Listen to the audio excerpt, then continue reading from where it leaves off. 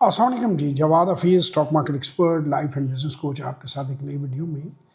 Sir आज मैं बात करना चाहूँगा कि अक्सर जो लोग बाज़ दफ़ा कारोबार में भी बहुत अच्छे पैसे बना रहे होते हैं और ज़िंदगी में बड़ी अच्छी पोजीशन पर होते हैं, वो ये रियलाइज़ नहीं करते कि सदा ये चीज़ नहीं रहती और हालात बदलते हैं। अभी एक एक्टर जो हैं उनका भी मैं वीडियो देख रहा था, उन्होंने लगा हुआ था कि पेमेंट्स नहीं करते, और एक सीनियर एक्टर हैं, उन्होंने एक्टिंग छोड़ दी और वो जो खातून फौत हुई वो भी पैसों के इश्यूज़ जो है उनको फेस करते हुए हुई। उसकी वजह कि अक्सर प्रोफेशंस ऐसे हैं कि जिनमें जब आपके सिंगल टाइम आप पैसा बना लेते हैं तो फिर आप उस पैसे को संभालते नहीं हैं और उस पैसे को कहीं इन्वेस्ट नहीं करते, और जब आप इन्वेस्ट नहीं करते तो फिर वो पैसा जो है वो खर्च हो जाता है, आप इधर उधर लग्जरीज बाई कर लेते हैं और बाद में फिर अपनी आने वाली ज़िंदगी जो है उसमें तंग होते हैं। आज मैं आपसे अपने एक बचपन के हमारे वालिद साहब के दोस्त हैं, इंजीनियर थे, मैकेनिकल इंजीनियर थे, बड़े काबिल आदमी थे, उनका ज़िक्र करूँगा। मैं उन्हें अंकल ए कहूँगा क्योंकि मैं नहीं चाहता कि उनके बच्चों भी मुझे जानते हैं कि वो उनका नाम जो है वो मैं इस्तेमाल करूँ तो फिर दोस्त वगैरह उनके जो हैं उनमें भी एम्बेरसमेंट होती है। मुझे याद है कि हम बिल्कुल छोटे थे तो 70s में कहीं वो गल्फ़ में गए, सऊदी अरेबिया में उनकी बड़ी ज़बरदस्त जॉब लगी और बड़ी हाई उनका इनकम लेवल था, उनका बड़ा लाइफस्टाइल था। वो जब छुट्टी पे आते थे पाकिस्तान तो बड़ा पैसा खर्च करते थे। यूरोप अक्सर वो छुट्टियां मनाने के लिए गए होते थे और बड़ा ज़बरदस्त लाइफस्टाइल था। और मुझे याद है कि उस ज़माने में जब 50,000 रुपये की छोटी सुजुकी गाड़ी पाकिस्तान की आ जाती थी, 80s में, मुझे एग्जैक्ट डेट्स तो याद नहीं है, 0 मीटर 50,000 में आपको सुजुकी मिल जाती थी। उस ज़माने में उन्होंने 5 लाख रुपए की एक कोई रोलेक्स का कोई बड़ा कोई प्रेसिडेंट मॉडल था, गोल्ड की कोई वॉच थी या क्या उसमें खसूसियात थी, मुझे ये नहीं याद। लेकिन ज़ाहिर है जब आप बच्चे होते हैं और ये चीज़ें आप सुनते हैं, बातचीत कोई दिखा रहा होता है, बात कर रहा होता है, तो आपकी मेमोरी में वो बात रह जाती है। तो $500,000 की उन्होंने वॉच खरीदी, यानी 10 वो सुजुकी खरीद सकते थे। मेरा ख्याल है टोयोटा, जहाँ तक मुझे याद है, 80s के अंदर 1-2 लाख रुपए की टोयोटा, यदि गाड़ी की कीमत से भी ज़्यादा 2 गाड़ियों की कीमत की रोलेक्स घड़ी उन्होंने ख़रीदी। और सऊदी अरेबिया में वो बहुत महंगे अपार्टमेंट में रहते थे। उनके बच्चे जो हैं, उन्होंने सुना है कि जो कोई शहज़ादों के स्कूल होते हैं, बड़ी हाई फीस थी, वो उसमें रहते थे। तो मैं उनका ज़िक्र इसलिए कर रहा हूँ कि उनकी जो अमारत है वो बड़ी ज़ाहिर होती थी और बड़ा उनके पास पैसा नज़र आता था। अंकल की एक दिन जॉब ख़त्म हो गई, ये मेरा ख्याल है कोई लेट 80s की बात होगी या 90 की बात होगी, कुछ साल उन्होंने, काफ़ी साल किया, लेकिन उन्होंने कोई प्रोविज़न नहीं की और पाकिस्तान आ गए। और पाकिस्तान जब वो आए तो मेरे फादर ज़ाहिर बड़े अच्छे दोस्त थे, उनके क्लास फेलो रहे हुए थे, मिलने वाले थे। तो वो आए, उन्होंने कहा कि जी, उन्होंने यार मुझे अचानक जो है वो निकाल दिया। ये ऐसे ही निकालते हैं अरबी, जो सुनने में आया, मैंने तो खैर कभी गल्फ़ में जॉब की नहीं, मुझे पता नहीं, लेकिन अचानक ही वो फ़ारग कर देते हैं। तो वो जब आए तो उन्होंने कहा जी अब तो मैं यहीं पे सोचा कि पाकिस्तान में ही रहूँ। तो उन्होंने 5 मरले का एक घर जो है वो किराए पे लिया, क्योंकि बहुत ज़्यादा दूर नहीं था हमारे घर से, और एक सुजुकी गाड़ी छोटी जो है वो ख़रीदी। और बिल्कुल उनके पास कुछ पैसे ही नहीं थे, सेविंग की ही नहीं थी, पैसे सारे उड़ा दिए, पैसे सारे लग्जरी लाइफस्टाइल में, स्कूल की फ़ीसों में। बेगम भी उनकी काफ़ी शौकीन मजाज थी, महंगे महंगे पर्स ख़रीदती थी, महंगी महंगी शूज़ ख़रीदती थी। तो उन्होंने अपनी जो सारा पैसा था उसको ब्लो अप कर दिया। और तो एक बार वो मिलने आए, मैं उस वक्त कहीं अपनी टीन एज में होऊंगा, मुझे एग्जैक्ट अपनी भी उम्र याद नहीं है। तो मैंने उनको पूछा, मैं, क्योंकि हमारे घर में शुरू में सवाल पूछने की आज़ादी थी, हमारे फादर कहते थे कि you are free to ask any question, मुझसे भी पूछ सकते हो, जो दिल में आए पूछो। ये नहीं कि बड़ों से बदतमीज़ी करो, लेकिन तहज़ीब के दायरे में हर सवाल पूछो। उनके साथ हमारी भी बड़ी फ्रेंडनेस थी, प्यार भी वो बड़ा करते थे, ख्याल भी बड़ा करते थे, हमारी भी बड़ी इज्जत करते थे। तो मैंने कहा अंकल, आप जो $500,000 के रुपीज़ की, 5 लाख रुपए की आपने घड़ी बांधी हुई है, और आप 50,000 की आप गाड़ी में जब बैठते हैं और 5 मरले के घर में रहते हैं, तो आप ये महसूस नहीं करते कि ये चीज़ें बैलेंस्ड नहीं हैं? तो वो बड़े फिलोसफर से थे, सिगरेट लगाते थे, उन्होंने ऐसे करके कश लंबा सिगरेट का लगाया, फिर ऊपर में उठा के कहते हैं बेटा बात तो तुमने सही कही है। साथ हंसते भी रहते थे, बहुत ही खुश मिजाज इंसान थे, बड़े अच्छे बंदे थे। तो मैं जो बात है, इस सारी कहानी से आपको जो बात बताना चाहता हूँ, मैं अपनी ज़िंदगी में ऐसे बहुत से लोगों को मिला हूँ कि जिन्होंने एक वक्त में बहुत दौलत कमाई, लेकिन उन्होंने अपनी दौलत को संभाला नहीं। और जब आप अपने पैसे को संभालते नहीं हैं तो फिर हमेशा एक जैसे हालात नहीं रहते। कारोबार में कभी तेज़ी होती है, कभी कोई सोच नहीं सकता था कि नोकिया बंद हो जाएगी, कभी कोई सोच नहीं सकता था कि कोडेक बंद हो जाएगी, कोई सोच नहीं सकता था बड़ी बड़ी कंपनियां बंद हो जाएंगी। लेकिन ये नशीबो फराज, और कुरान में भी हमें वो जो है वो मिलता है वाक़या कि 7 मोटी गायें और फिर 7 पतली गायें, जिससे वो उसको रिजेंबल किया गया कि 7 साल जो है गंदम अच्छी होगी और अच्छा होगा और फिर 7 साल कैद पड़ेगा। सो वो मैसेज भी है to save for a rainy day, कि हमेशा हालात एक जैसे नहीं रहते। और इसी तरह मैं एक्टर्स को भी देखा और बहुत से लोग मेरे मुशाहिदे में आए। इसी तरह गल्फ़ में हमारे जो पाकिस्तानी जॉब कर रहे होते हैं, ये भी गल्फ़ से ही, सऊदी अरेबिया से आए थे, वो उनके बच्चे गैजेट्स खरीद रहे होते हैं, पैसे खर्च कर रहे होते हैं, लाइफस्टाइल बना रहे होते हैं, लेकिन वो सेविंग की तरफ नहीं आते। तो मैं आप सबको ये मशवरा दूंगा कि अगर आप सिस्टमेटिक इन्वेस्टमेंट प्लान की तरफ आएँ, अगर आप अपना पैसा थोड़ा थोड़ा करके उसको अपने कंट्रोल में, अपने पैसे को अपना गुलाम कर लें, तो जब आपकी जॉब ख़त्म होगी, जब आप रिटायर होंगे, तो सिस्टमेटिक विड्रॉवल प्लान के तहत आपका घर का खर्चा, आपका लाइफस्टाइल आपको मेंटेन करने के लिए डिफ़िकल्ट नहीं होगा। फिर आपको सुजुकी पर नहीं बैठना पड़ेगा, आप करोला पर बैठ पाएंगे। उसका पेट्रोल भी, उसकी गाड़ी भी, उसका किराया भी, अपना घर भी, जो भी whatever your resources are. अब गल्फ़ में जो लोग काम कर रहे हैं, 1000 दिरहम उनके लिए जो अच्छी पोजीशन पे है, कोई बड़ी बात नहीं है। 70-75 हज़ार रुपये की भी सिर्फ वो करते जाएं, 1 से 1.5 लाख की, 2 लाख की पर मंथ, महीने में, तो ये एक आप यकीन माने कि ये करोड़ों रुपया बन जाएगी। और इसी चीज़ को इतने साल लोगों को मैंने, जो उनके हालात खुद भी देखे, कि जब वो आने वाले होते हैं तो उनके पास कुछ नहीं होता। और पाकिस्तानियों को पता नहीं, को किसी ने बददुआ दे दी है कि उन्होंने जो non feasible, non viable properties के अलावा कोई अकल का काम नहीं करना, कोई सेंसिबल बात नहीं करनी। और वो जहाँ से की मिट्टी है वहीं पे जाके लगती है। वो दुनिया गोल है, वो वाला साहब होता है कि जहाँ से शुरू करते हैं वहाँ जाते हैं। 1-2 करोड़ से 5-10 करोड़ तक वो 20-25-30 साल मेहनत करके 20 करोड़ तक इकट्ठा करते हैं और वो ज़ाया कर देते हैं। और अगर आप इस वक्त, जब आप बाहर हैं, आप कमा रहे हैं, अगर आप वो पैसा समझदारी से लगाना चाहते हैं, तो उसके लिए सिस्टमेटिक इन्वेस्टमेंट प्लान, नीचे आपके पास नंबर्स आ रहे हैं, आप हमसे रब्ता कर सकते हैं। उस प्लान को समझिए। उसके लिए आपको कोई प्रो होने की ज़रूरत नहीं। आपने अपना पैसा किसी को नहीं देना। पैसा आपने अपने आरडीए अकाउंट में, या आपका जो अगर पाकिस्तान में है तो आपके लोकल बैंक अकाउंट में रखना है।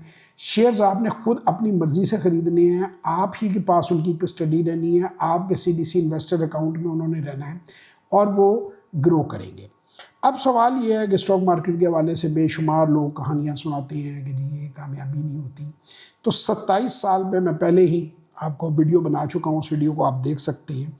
यौम तकबीर टू यौम तकबीर जो है 1998 से 2025 तक 7,750 पे इंडेक्स था, जो 1,20,400 बन गया। यानी आपके 750 रुपये 1,20,400 रुपये बन गए। अब ये 27 या 30 साल में अगर ये इतनी ग्रोथ है 27 ईयर्स में, और उसके बाद तकरीबन 2 महीनों के अंदर अब 1,40,000 के करीब 37-38-39,000 के ऊपर मूव कर रही है। तो 1,40,000 के ऊपर जो इंडेक्स है, ये 100 कंपनियों की, जो जिसमें अच्छी भी हैं, जिसमें बुरी भी हैं, ये ग्रोथ है।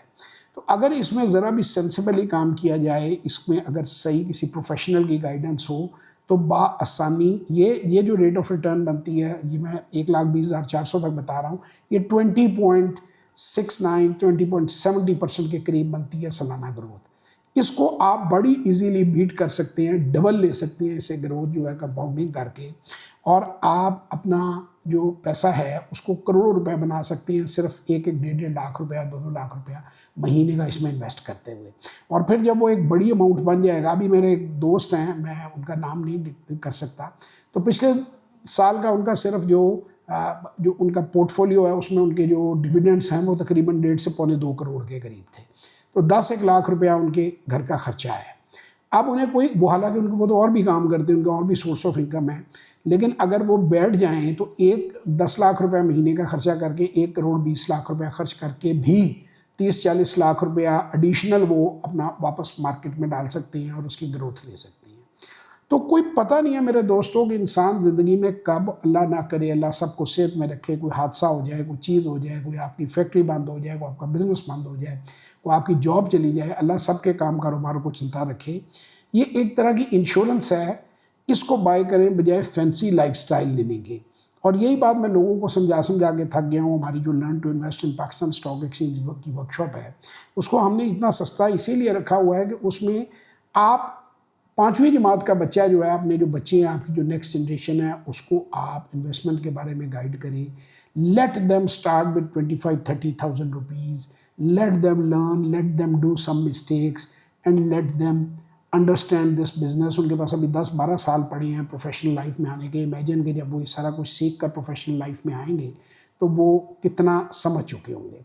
और जो ग्रोन अप हैं वो अपने पैसों में से, जिस तरह आप अपने बच्चों की एक फ्यूचर की इंश्योरेंस समझिए, स्टडी समझिए, शादियों के लिए, उनके कारोबार के लिए, वो एक पैसा सिप करना शुरू करें। सिप का मतलब घूंट घूंट करके चाय पीना, थोड़ी थोड़ी करके इन्वेस्टमेंट विनिंग स्टॉक्स में करना। मेरी फैमिली इस काम में तकरीबन 60 साल से है, 58 ईयर्स हो गए। मेरी उम्र 58 ईयर्स नहीं है। मैं मजाकन जब कोई इंटरव्यू होता है तो मैं कहता हूँ कि I was not born in 67 but I am in stock market since I was born, as my father started it. उन्होंने 1967 में स्टॉक मार्केट में इन्वेस्टमेंट शुरू की और फिर मैंने 1989 में उन्हें ज्वाइन किया और इसी तरह 10 साल से मेरा बेटा मेरा पोर्टफोलियो चला रहा है। तो ये एक तभी हो पाया, अगर वो एंटर ना होते, कभी एंट्री ना करते। और उनकी एंट्री भी बड़ी एक मतलब इत्तफाकिया कह लें। कहते हैं कि कुछ दिनों से मैं सोच रहा था, लॉ ऑफ अट्रैक्शन कह लें, कि यार कोई बंदे का मल्टीपल सोर्स ऑफ इनकम होना चाहिए। तो एक दोस्त को मिलने गया तो वो ये कोई किसी से टेलीफोन पे बात कर रहे थे, कोई शेयर्स कार्बन ख़रीद रहे थे किसी कंपनी के। तो मेरी उनसे बहस शुरू हो गई, गुफ्तगू शुरू हो गई, ये क्या है, कैसे है। उन्होंने बताया, मैंने कहा यार मुझे भी करवा दो। तो उन्होंने कहा तुम भी कर लो।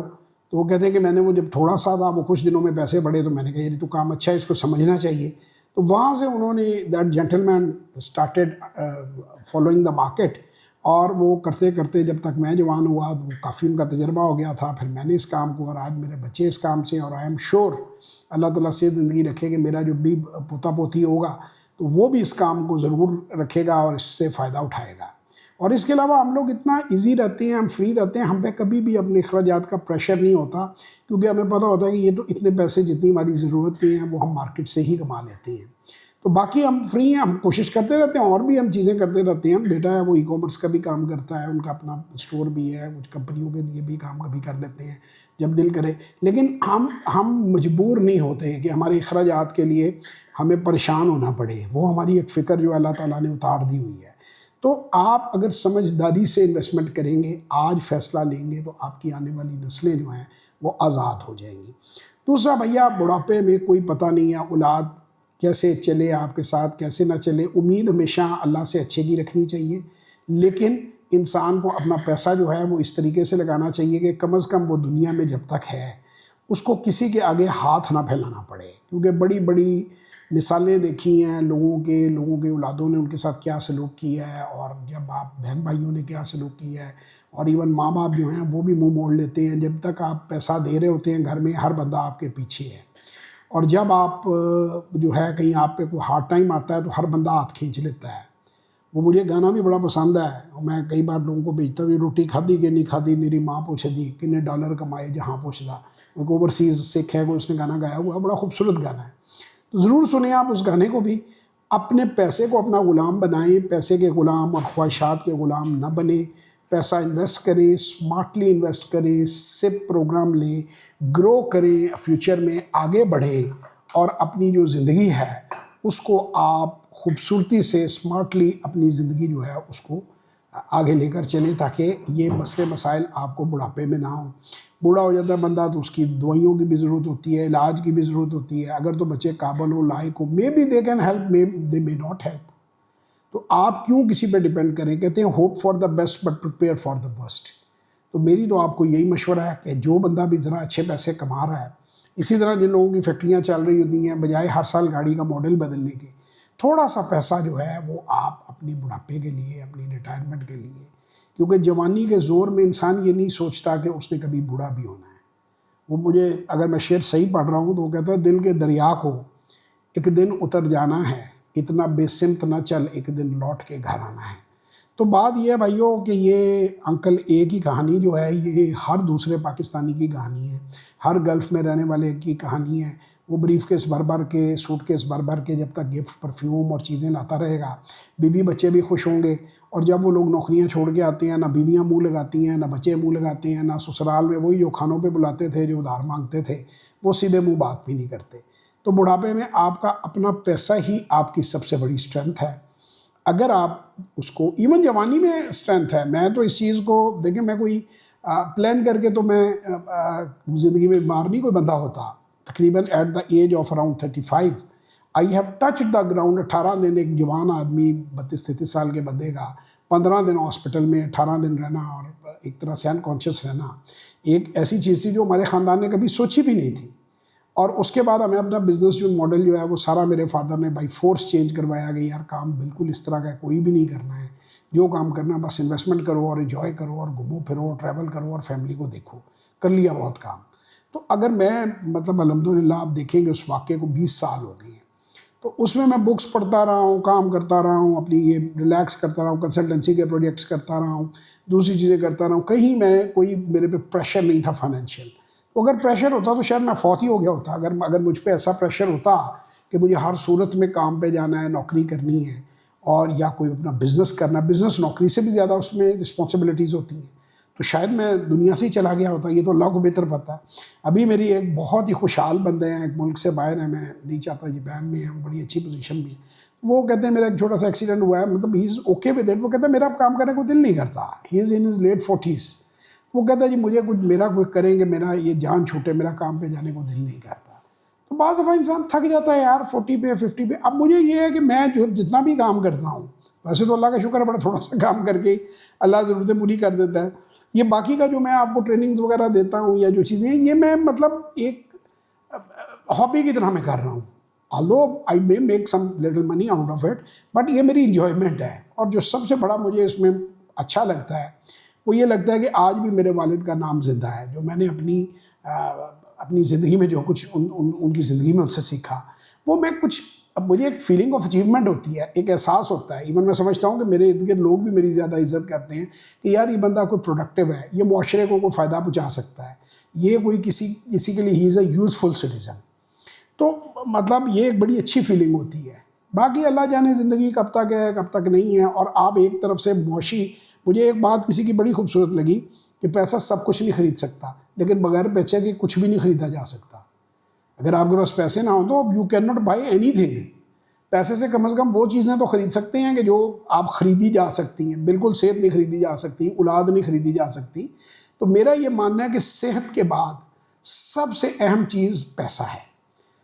If life is a car then money is the fuel. यानी गाड़ी, अगर ज़िंदगी एक गाड़ी है तो पैसा जो है उस गाड़ी का तेल है। और जब तक जल्दी, इवन आसानी से मरने के लिए आपको पैसा चाहिए। ऐसे तो बात नेगेटिव लगती है, करनी नहीं चाहिए, बट ये एक हार्श रियलिटी है, क्रूड रियलिटी है कि आप पैसे के बगैर सर्वाइव दुनिया में नहीं कर सकते। और किसी के आगे हाथ अल्लाह ना करे किसी को फैलाना पड़े।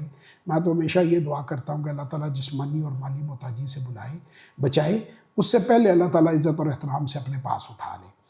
तो उम्मीद करता हूँ आप लोगों को फ़ायदा हुआ होगा। सिप को समझें, फिर सिस्टमेटिक विड्रॉवल प्लान भी। अब वो जैसे जिनकी 1.5 करोड़ जिनको आ रहे हैं, डिविडेंड आ रहे हैं, अगर वो चाहें तो वो विड्रॉ भी ऐसा ऐसा कर सकते हैं। इंसान की तबई ज़िंदगी उसको पता होती है, तो वो अपना इंजॉय कर सकता है, ट्रैवल कर सकता है, शौक़ पूरे कर सकता है, और करने भी चाहिए। रिटायरमेंट होती ही इसीलिए।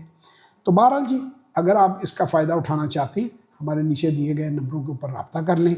0336424246, 0333424246, 030094666240 पे व्हाट्सएप वॉइस और टेक्स्ट मैसेज कीजिए। लेकिन सबसे आसान तरीका जवाद हफीज़, JAWAD जवाद HAFEEZ हफीज़ को गूगल कीजिए और हमारी वेबसाइट पे jawad-hafiz.net पे आएँ। आपको तमाम तर इन्फॉर्मेशन वहाँ पे मिल जाएगी। खुश रहें, अपना बहुत ख्याल रखें। पाकिस्तान जिंदाबाद।